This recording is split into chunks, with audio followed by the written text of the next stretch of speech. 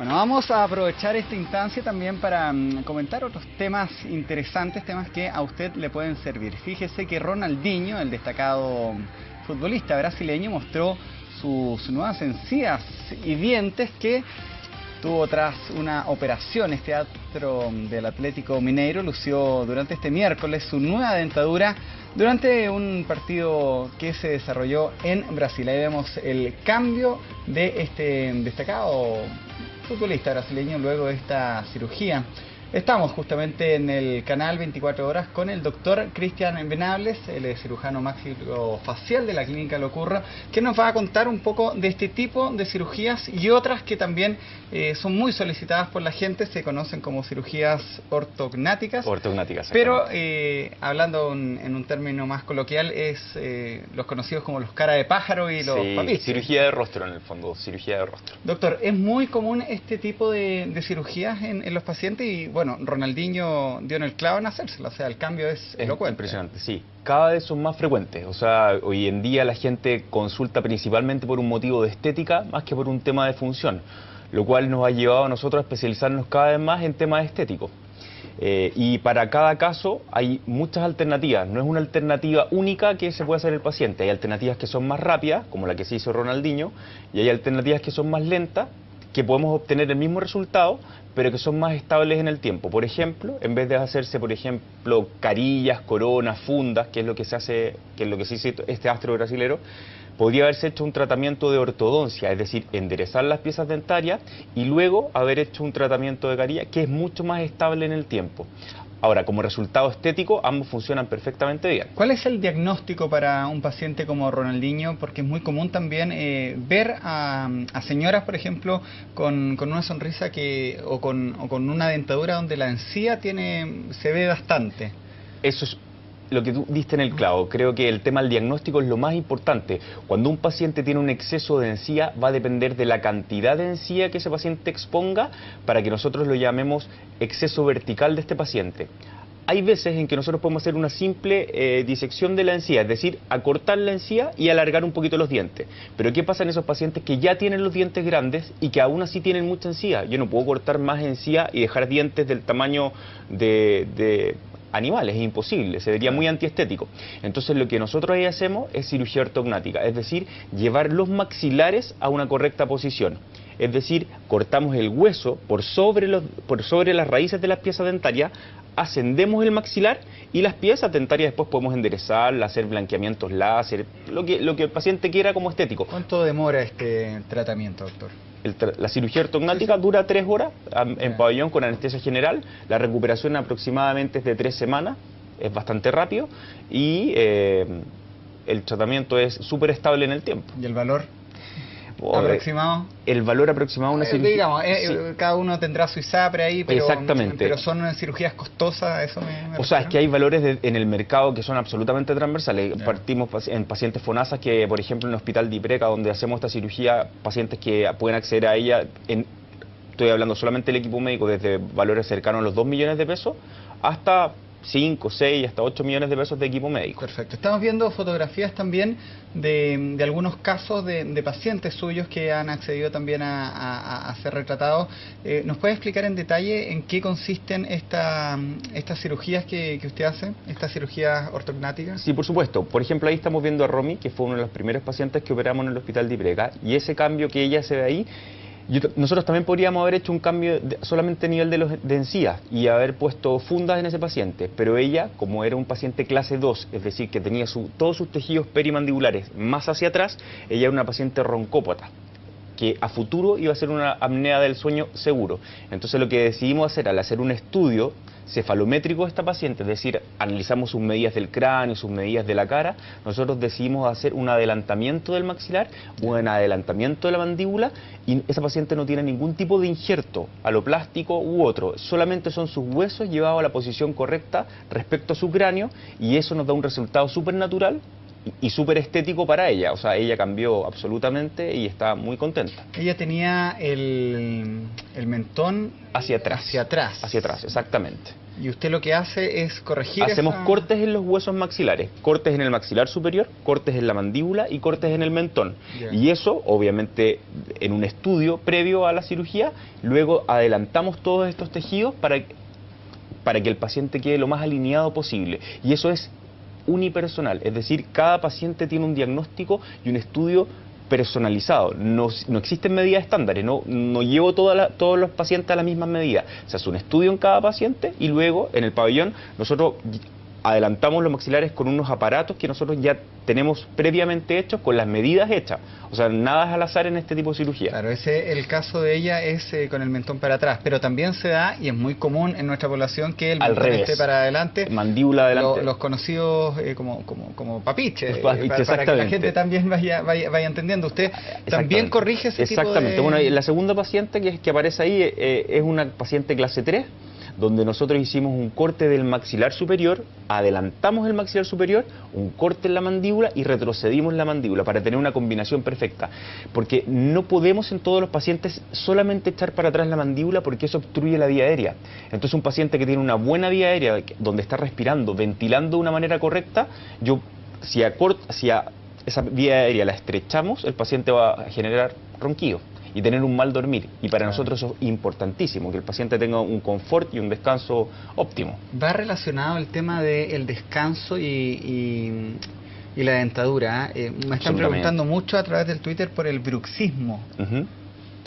¿Por qué se produce y cómo se corrige? El bruxismo es un capítulo aparte completamente complejo, porque hoy día el bruxismo está ya catalogado como una patología independiente, en la cual es multifactorial, tiene muchos factores de origen.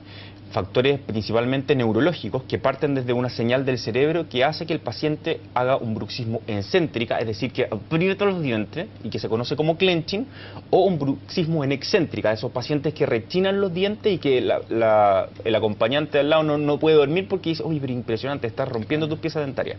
Entonces, eso se mejora con unas placas, ¿no? Es que la placa es un estabilizador y un protector para que el paciente finalmente no se coma los dientes. Pero lo más importante es buscar cuáles son los puntos que están gatillando ese bruxismo. Un bruxismo puede desencadenarse por iatrogenia nuestra, como odontólogos, que hicimos una obturación más alta y que el paciente estuvo todo el diagnóstico... En español. Cuando un paciente va porque tiene caries y se hace una obturación, que es conocida como una tapadura, y esa obturación le quedó alta, el paciente está todo el día como, oh, me quedó alto, y eso puede ser un desencadenante para que el paciente en la noche empiece a bruxar, y eso no para nunca más. Por lo tanto, es súper importante que los pacientes, cuando se hace una obturación, le digan al doctor, ¿sabe qué? Me quedó alta, y vayan lo antes posible, porque eso puede ser un desencadenante, un futuro bruxismo, y el paciente nunca había bruxado. Por otro lado, un paciente que tiene piezas chuecas, apiñamiento dentario, y que no lo ha corregido de una manera ideal a través de ortodoncia, eso puede generar contactos prematuros, es decir, que yo muerdo y que los dientes no calzan o calzan en muchas partes. Por lo tanto, la mandíbula durante la noche va a buscar desgastar esas piezas para tratar de buscar una estabilidad mandibular. ¿Qué es lo que hace sobre un plano? La mandíbula lo que hace sobre un plano es gastar. Lo que pasa es que el acrílico es más blando que las piezas dentarias y por lo tanto obviamente el paciente se relaja.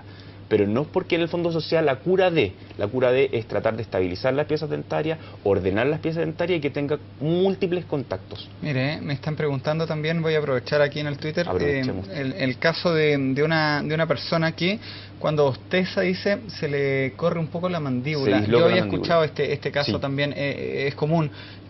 Para ese tipo de problemas, porque es un problema, ¿se recomienda cirugías como las que explicó?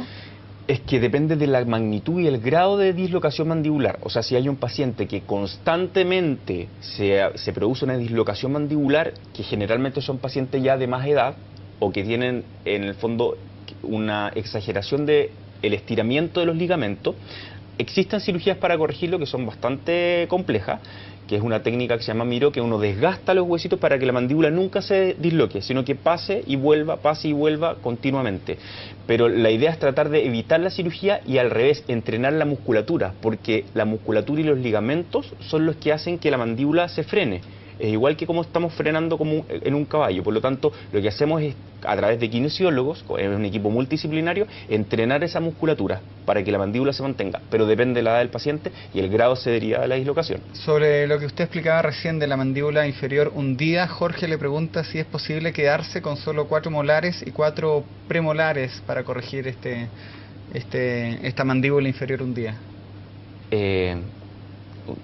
Sería ahí... Difícil pregunta, porque... habría que verlo. Sí, habría que verlo. Todos los casos son independientes, no podría decir... En general, sí existe, eso se denomina arco acortado, cuando finalmente hay pacientes que han perdido piezas dentarias, segundos molares, que son fundamentales en la masticación, dependiendo de la edad del paciente, de la característica de su musculatura. Hay pacientes que tienen unos masseteros sumamente poderosos y grandes. Entonces yo no le podría decir al paciente sí, que es así, porque lo más probable es que termine generando un daño en los molares que le queden. Pero si es un paciente de sexo femenino, que tiene masseteros relativamente delgados, no habría ningún problema en que el paciente se quedara con un arco acortado. ¿Y las cirugías para alargar los dientes también son muy comunes? Sí.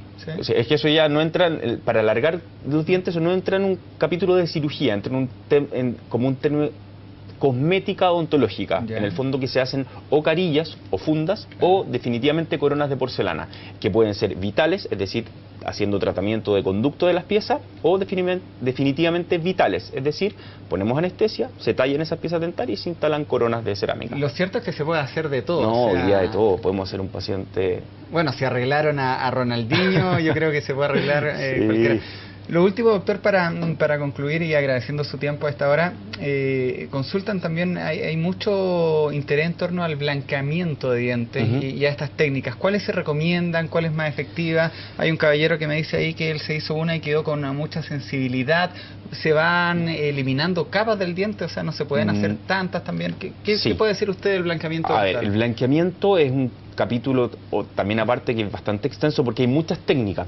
Lo que nosotros siempre recomendamos es que siempre lo hagan bajo la tutela de un profesional, porque hoy día a través del comercio, eBay y otro tipo de farmacias incluso, venden muchos productos para blanqueamiento. Hágalo usted mismo en su casa. El problema es que nadie supervisa esos tratamientos y el blanqueamiento finalmente es un químico que es cáustico. Entonces cuando el paciente, este blanqueamiento escurre hacia la encía o hacia la faringe, hemos tenido grandes problemas para hacer tratamientos de estas heridas de otros pacientes. Ahora, recomendación, que lo hagan con un profesional certificado. Y en segundo lugar, el blanqueamiento, ya sea láser, con cubetas, con cualquier tipo de luz, no desgasta capas dentarias. Lo que hace el blanqueamiento es que es un gel que penetra los tejidos del diente y que por un proceso químico rompe los cromófagos, que son partículas de suciedad finalmente, de restos de bacterias muertas, tinciones del café, cigarrillo, etcétera, y hacen que la dentina, que es el tejido que se encuentra en el centro de la pieza dentaria, quede más translúcida y por lo tanto la luz al atravesar la pieza dentaria, la pieza se ve más blanca y por eso genera sensibilidad, porque las dentinas son verdaderos microtúbulos que generalmente están obstruidos por estas partículas. Cuando nosotros las limpiamos quedan absolutamente permeables, entonces con el más mínimo frío, con el aire de la calle, a uno le molesta. Ahora, esto es permanente, o sea, no es permanente, dura una semana, entonces lo ideal es hacer el tratamiento, posteriormente tratarlo con pastas desensibilizantes y al cabo de una semana y media el paciente está haciendo su vida normal. ¿Y el blanqueamiento es eterno o dura una cierta cantidad de Exactamente, tiempo? dura máximo un año y el cambio de coloración va siendo progresivo, es decir, a medida que usted se hizo el blanqueamiento, al cabo de un año ese color va volviendo a la normalidad, pero progresivamente, no es que un día me desperté y tengo los dientes más amarillos, no. ¿Se pide mucho ese Sí, hoy día más que nunca, sí. ¿Y cuál es el más recomendable? El LED, tengo entendido, ¿no? Es que lo que pasa es que depende. Es más rápido. Es más rápido, exactamente. Los tratamientos con luces, ya sea láser, LED o tratamiento en clínica, tienen un resultado más rápido, pero el color de blanqueamiento, en nuestra experiencia en clínica, es que no es tan profundo como uno de cubetas, porque es más paulatino, y por lo tanto su resultado también tiende a ser un poquito más menor en el tiempo. Por eso le decimos al paciente, depende de lo que usted quiera. Si tiene un matrimonio el fin de semana y quiere llegar, sí, por supuesto que eso es lo que recomendamos. Si quiere una cosa más estable durante todo el verano, recomendamos hacer a lo mejor una combinación de iniciar con un láser y hacer una mantención con la cubeta, porque eso le va a ayudar mucho a mantener un color más parejo durante todo el tiempo que estime conveniente el paciente. Ya pues, doctor, le queremos dar las gracias por este tiempo. Hay consultas de todo tipo. Ahí usted cuando revise su Twitter se va a dar cuenta, ahí lo mencionamos para que desde qué tipo de cepillo de diente, una de las consultas clásicas a los dentistas, pero que le propongo hacerla en una próxima visita. Encantado. Ya que habían varios temas que nos quedaron pendientes. Uno de ellos son los implantes dentales, que también son muy requeridos, y por lo que me doy cuenta llama mucho la atención este tema. Así que le agradezco y bueno, la invitación está listo, extendida. muy amable, muchas gracias.